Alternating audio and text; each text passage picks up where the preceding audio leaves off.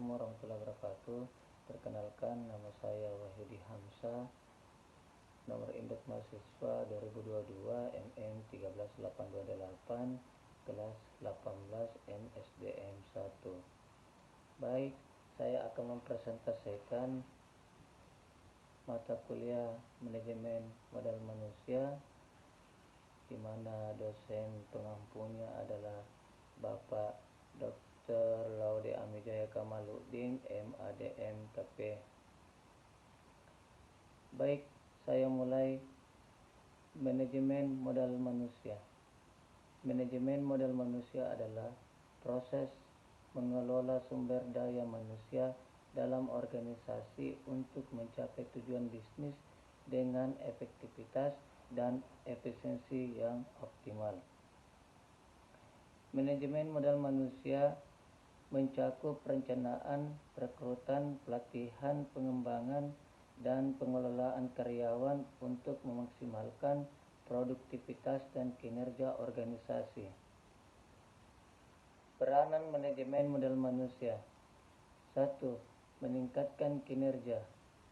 Manajemen modal manusia membantu meningkatkan kinerja karyawan dengan memberikan pelatihan, pengembangan karir, dan penghargaan yang sesuai.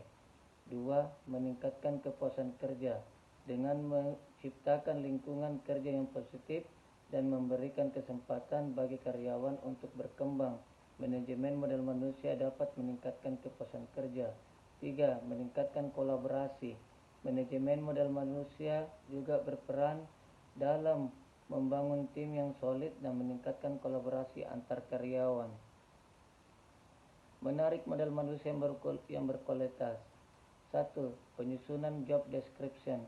Deskripsikan pekerjaan dengan jelas untuk menarik kandidat yang sesuai dengan kebutuhan organisasi. 2. Proses rekrutmen yang efektif.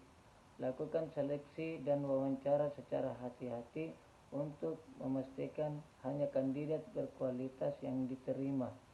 3. Penawaran paket kompensasi yang kompetitif. Berikan imbalan dan tunjangan yang menarik agar karyawan potensial tertarik untuk bergabung. Mengembangkan modal manusia dalam organisasi. Pelatihan dan pengembangan. Sediakan program pelatihan dan pengembangan yang berkelanjutan untuk memperbaiki kompetensi karyawan. Mentoring dan coaching. Implementasikan program mentor dan pelatih untuk mengembangkan potensi karyawan secara individual. Pengembangan karir. Berikan kesempatan bagi karyawan untuk mengembangkan karir mereka di dalam organisasi. Memanfaatkan teknologi dalam manajemen modal manusia. 1. Sistem informasi manajemen sumber daya manusia.